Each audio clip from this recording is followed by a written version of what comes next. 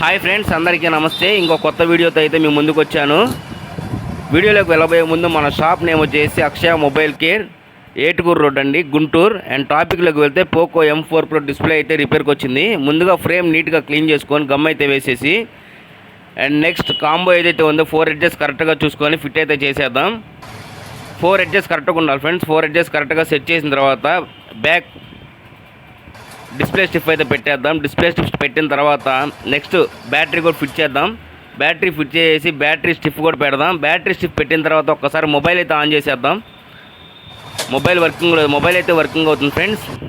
And next mobile అయితే fit చేద్దాం. మొత్తం మొబైల్ ఫిట్ చేసిన తర్వాత బ్యాక్ ప్యానల్ నీట్గా అన్నీ ఫిట్ చేసేద్దాం. బ్యాక్ ప్యానల్ కూడా ఫిట్ చేసేస్తున్నాను ఫ్రెండ్స్. మొబైల్ అయితే ఫిట్టింగ్ అయిపోయింది. అండ్ నెక్స్ట్ మొబైల్ 4 సెట్స్ నీట్గా క్లీన్ అయితే చేసేసుకుందాం. ఎందుకంటే కాంబో అయితే ఫిట్ చేసాం కదా, గమ్ అనేది చుట్టూతా ఉంటుంది ఫ్రెండ్స్. ఆ గమ్ అనేది నీట్గా క్లీన్ చేసేసుకుందాం.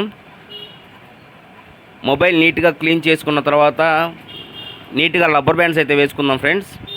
ఈ రబ్బర్ బ్యాండ్స్ అనేది కరెక్ట్గా వేసుకోవాలి ఫ్రెండ్స్. కరెక్ట్గా వేసుకోవడం వల్ల ఈ కాంబో అనేది లెగకుండా ఉంటుంది. మీ దగ్గర రబ్బర్ బ్యాండ్స్ అనేది అవైలబిలిటీ లేకపోతే ప్లాస్టర్ అయినా వేసుకోవచ్చు ఫ్రెండ్స్. వేసేది నీట్గా వేయండి ఫ్రెండ్స్. మొబైల్ అయితే రెడీ అయిపోయింది, చూశారు కదా. ఒక్కసారి కాంబో అయితే చెక్ చేద్దాం. నా వీడియోస్ నచ్చితే లైక్ చేయండి ఫ్రెండ్స్. Thank you.